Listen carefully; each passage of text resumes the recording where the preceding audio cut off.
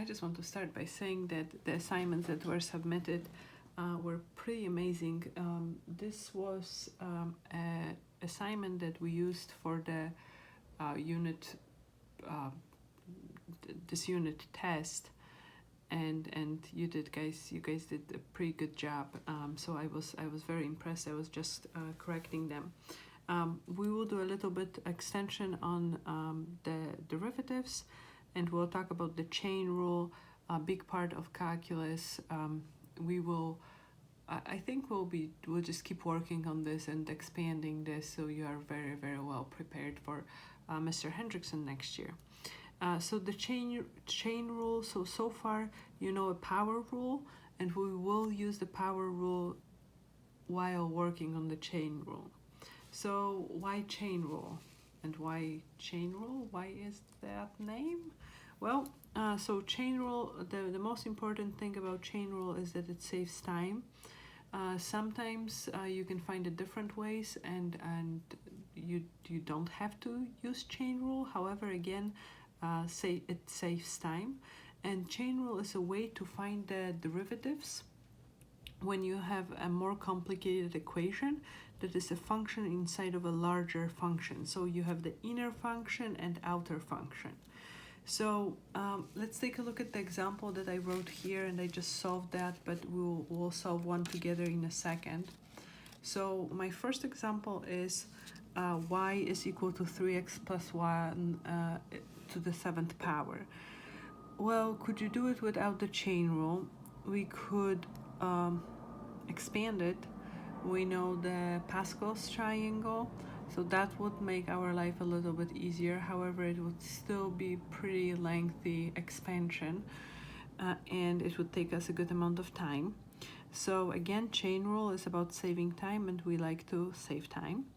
So we have to look at the smaller x expression inside a larger function, and this works. So notice, if there was just x right in here, then you could use a power rule. Remember, 7 would go in front, and then you would have it to the 6th power. But because there's more than just x, it's kind of like we have the inner function inside of another function. So the way the chain rule works, I have a definition that I wrote down here.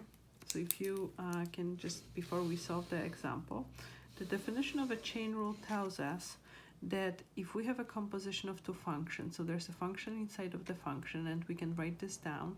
So the f of x is going to be the outer function, and g of x is going to be the inner function. We will find the derivative of the outer function, and we will put the g of x inside of it, and then we will multiply it by the derivative of the g function. Well, it sounds more complicated than it is, so let's take a look. I always take my time and write this down. You will see some of you will find how to do it without writing it down, and that's fine. So the first thing that I am doing is I am saying, okay, my outer function is something that I am going to raise to the 7th power. So I'm just going to write this as x, but we need to be very careful. This is not the same. This is just for the notation purpose, okay? So again, careful with the notation. Make sure you understand what it means. I am just kind of making my derivative thing here, and sometimes you will see it's safer not to write anything and just kind of think about, okay, we have something raised to the 7th power. But again, I wrote it this way. Is this the best way? Well, some people think it is acceptable. Some people think, well, we should write it in a different way. I'll show you another example. I will write it in a different way. So I'm just writing this as x to the power of 7.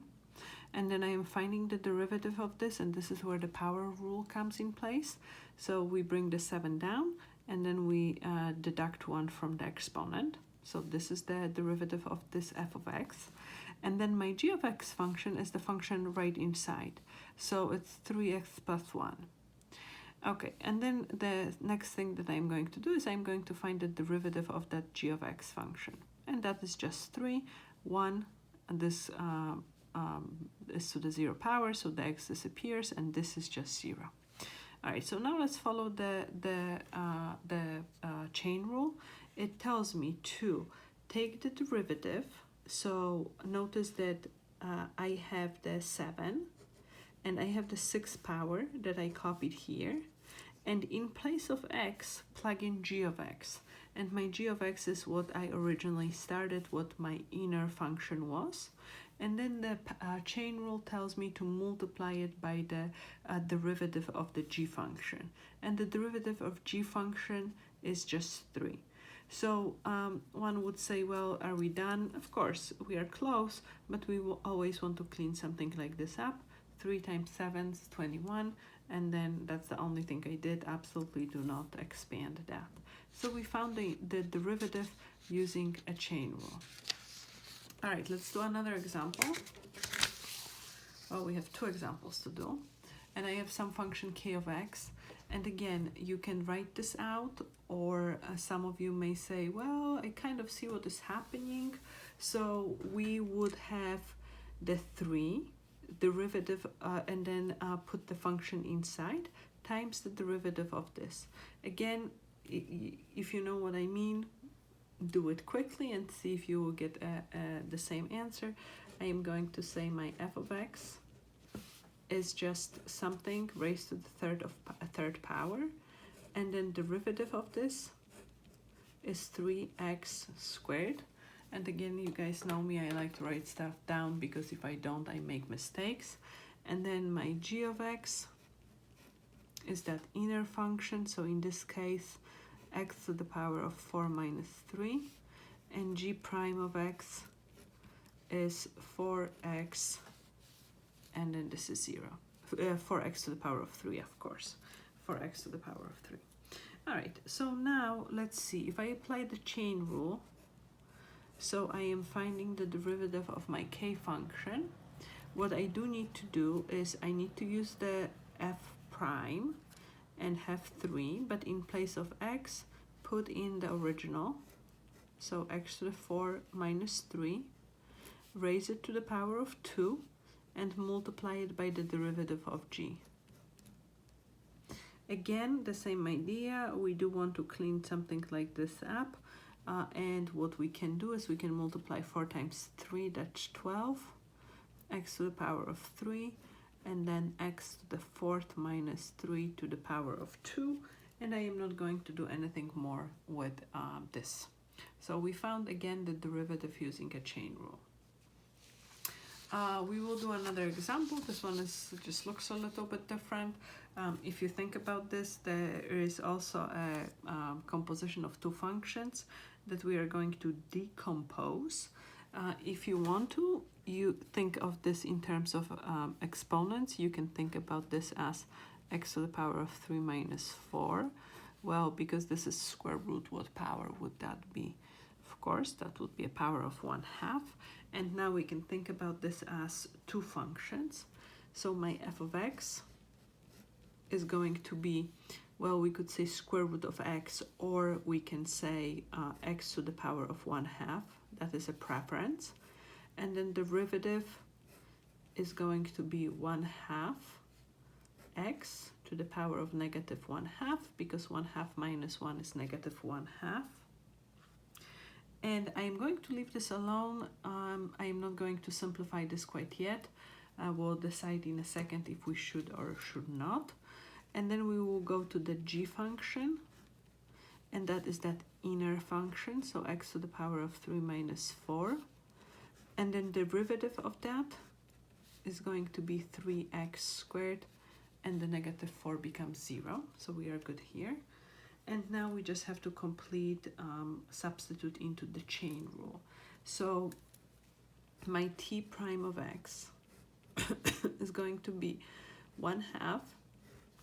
In place of x, let's put in the g of x function, so x to the power of 3 minus 4 to the power of negative 1/2, and then we need to multiply it by 3x to the power of 2. Again, the common the common thing is to not use the negative exponent and clean up this expression. So let's do this. We will have 3 over 2 x squared, and then this is going to be multiplied. So first of all, we will have a square root. Second of all, this is a negative, so it's going to be 1 over square root of x to the power of 3 minus 4. Well, again, if we want to do a little bit more algebra, we should not leave the radicals in the denominator, so we should rationalize them. Well, I am going to write this way, just so I can see it better. So x to the power of 3 minus 4,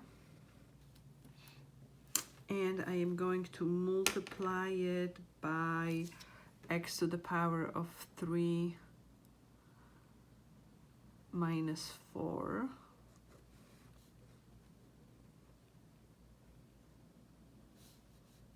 both on the bottom of the fraction and on the top of the fraction.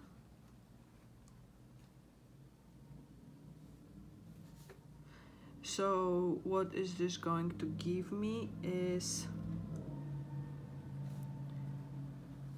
3x squared, x to the power of 3 minus 4, and then on the bottom of the fraction I have my 2, and then here I will have x to the power of 3 minus 4, and I don't see us simplifying it any farther. I think this is the easiest we can get with this.